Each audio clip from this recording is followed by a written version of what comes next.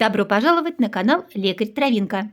Сегодня я поделюсь двумя простыми, но очень эффективными, проверенными народными средствами, которые помогают от кашля, боли и першения в горле. Оба рецепта я проверила лично на себе и своих братьях. В детстве бабушка нам часто их готовила, чтобы мы не болели, чтобы мы быстрее восстанавливались после простуды. И могу подтвердить, что да, действительно это работает. Нам понадобится молоко, магазинное или домашнее. Самое главное, чтобы оно было свежее. Готовила моя бабушка.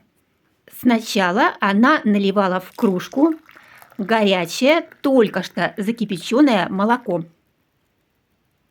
Затем брала 2 средних зубчика чеснока, очищала, укладывала в чеснокодавку и вот с ее помощью выдавливала прямо в кружку.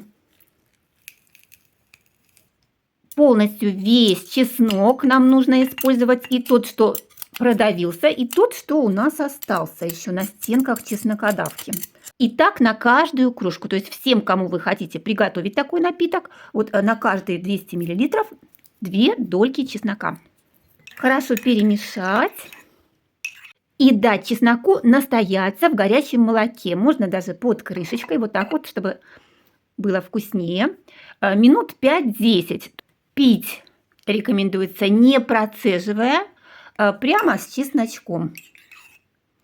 Для вкуса кто-то добавляет мед, но мне лично всегда больше нравилось с солью. Буквально щепотка соли.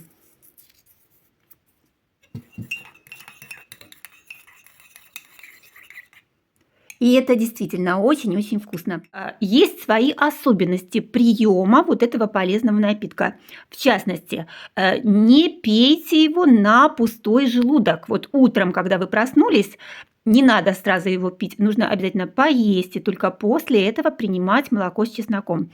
Поскольку чеснок, он способен раздражать слизистые желудка. И вот если он пустой, то будет возникать изжога. В день я выпиваю обычно 1-2 таких чашки. Ну а если уж очень беспокоит першение в горле, кашель, можно и 3. Для профилактики простудных заболеваний рекомендую пить от 3 до 5 дней подряд. Для этого рецепта в горячее молоко добавляем небольшой кусочек сливочного масла. Примерно 1 столовая ложечка. Добавляем и размешиваем до растворения. Масло уже полностью разошлось, молоко остыло, и теперь можно добавлять второй ингредиент, и это мед. Конечно, если у вас нет на него аллергии. Мед добавляем по вкусу, как кому нравится. Я беру примерно 1 чайную ложечку. В горячее молоко мед не добавляем, потому что он теряет таким образом свои полезные свойства.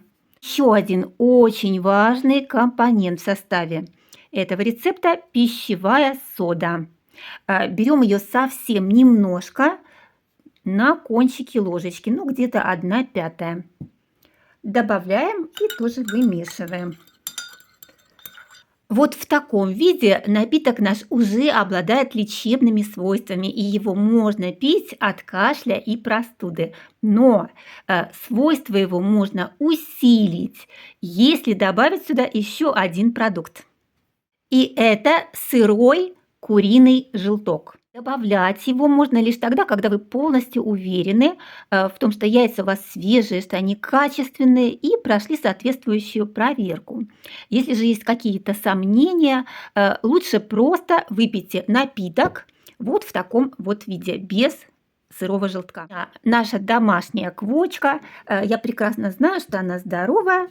Вот, и яички я сама своими руками только сегодня утречком собрала. Так что я добавляю желток. Хорошенько все вымешиваем. Пью я вот эту чашку в течение дня в 2-3 захода. на завтрак. Он к тому же и сытный, так что выпив где-то 1/3 такой чашечки, ты получаешь прям заряд энергии на весь день. Прием напитка продолжается от 3 до 5 дней, и вот в течение этого времени у меня обычно все симптомы проходят. Если информация была для вас полезна, не забывайте поддерживать мой канал лайками, хорошими комментариями и, конечно, делитесь этими полезными рецептами с друзьями в социальных сетях. Ваша Травинка.